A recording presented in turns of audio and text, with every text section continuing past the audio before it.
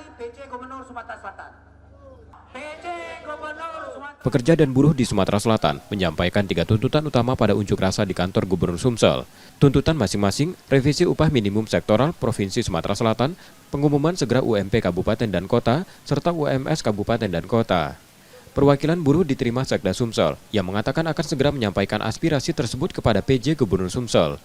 Keputusan dari PJ Gubernur akan diumumkan pada Senin 23 Desember 2024.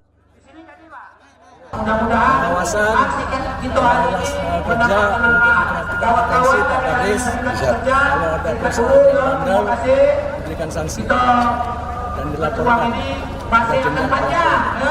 Artinya Senin Pak ya? Hasilnya hari Senin nanti ya? Senin masih perkembangan.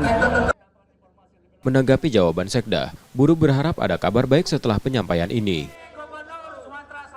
Ya kalau ternyata Bapak PJ Gubernur ternyata berkeras dengan keputusannya, tentu kawan-kawan akan melakukan aksi lanjutan dengan massa yang lebih besar dan tidak menutup kemungkinan akan nginap di kantor gubernur ini.